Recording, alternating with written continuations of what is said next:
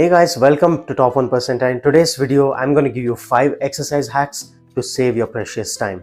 And like I told in the previous video, I fixed the audio.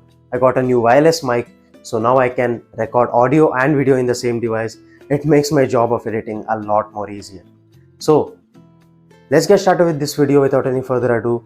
But before that, please do be sure to hit the subscribe button and the bell icon. It helps me out immensely. So let's get started right away. So the very first tip I have for you is not much about exercise programming. It's common sense, but common sense is not so common, so I'll say it anyways. The first thing is to stop using your phone between sets for scrolling through social media. It's as simple as that. Turn off the internet. Your phone should only be used to adjust the music or podcast that you're listening to and to track your exercises. That's about it. Don't waste your time between sets. Just focus on your exercise, get that done, and then you can do whatever you want. Be efficient with your time. And the second tip is to use antagonist paired sets. It sounds like a fancy word, but it's quite simple. Antagonists are muscles that are opposite to each other. So what you basically do is do an exercise and then work the opposite muscle right after it. It's quite simple. So for example, if you do bench press, then you immediately go to do seated rows. So you're working your chest and your back right one after the other. Typically, if you did 2 or 3 sets of chest back to back, you would need to give extra time so that you can recover. But using antagonist paired sets, you're working opposite muscles, so you can go from one exercise right to another one without needing much rest.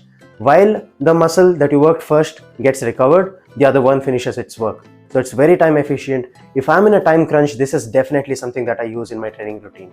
So do one exercise and then work the muscle opposite to it as your second exercise.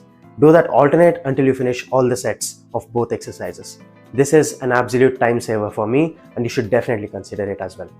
The third tip is to use supersets. Antagonist paired sets are also a form of supersets, but here I'm talking about circuit style training, wherein you train your entire body, different exercises one after the other, you finish it once, and then you go for the second set, wherein you do the entire sequence of exercises again. You can also implement cardio along with weight training. This is called cross training or CrossFit, but be careful in doing so because you need to recover properly, especially when you're doing heavy weights or any sort of intense loads. So don't make the typical mistake that CrossFitters do, wherein their form goes to shit once they go from one exercise to another one.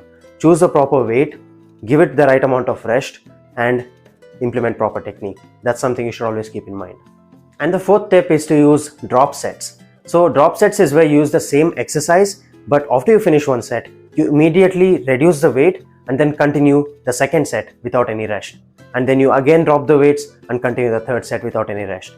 By doing so, you're completely draining your muscles out of its capacity to work. And by the end of it, in a very short period of time, you get the same stimulus. Your muscle is completely fatigued and the work is done. But be careful about this. This is typically used only with isolation movements for small muscle groups like lateral raises, bicep curls, or tricep extensions, or smaller exercises like that. Do not use this with heavy structural exercises such as squats or deadlifts, or things could go very, very wrong. Your technique is very crucial when it comes to those heavy structural exercises that load your spine, so do not fuck around with that. Again, use it primarily with your isolation movements and you'll be good to go. And the fifth tip is to use high intensity interval training. Low intensity steady state cardio can take up 30 even up to 60 minutes of time. That can get quite bland or boring sometimes. So me personally, I like to use HIIT from time to time to tune up the intensity and spice it up, make it more fun. It is not just training yourself physically, but it challenges you a lot mentally, which is something that I enjoy doing. So high intensity interval training can get the same amount of work done within 10 and even 15 minutes of time at most. You don't need any more than that. However, this is not recommended for beginners because it's quite taxing on your body and on your mind, and you might not be ready for it. So take it easy, build your capacity, and then go to something like this.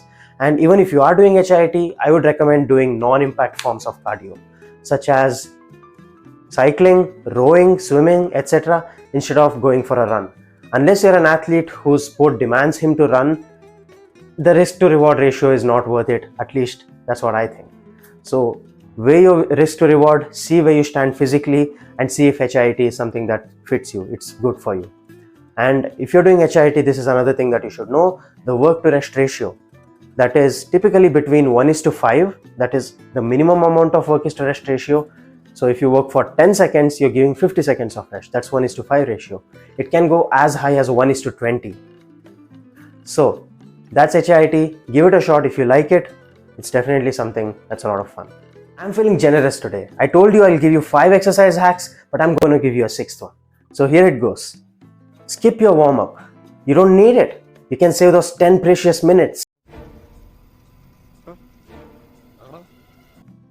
I'm just kidding. Never ever skip your warm-up. It's the most important part of your training routine. It not only prevents injuries, but also prepares you and potentiates you so that you can get the best out of your training session. It improves your performance.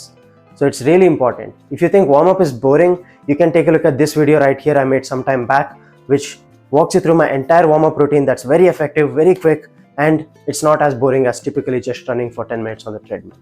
It's specific, it gets the work done. Definitely check it out. And that's it for this video. If you enjoyed this video, be sure to hit the thumbs up button. Comment down below what other content you want me to cover in the future. Hit the subscribe button and the bell icon so that you get all the content notified on time.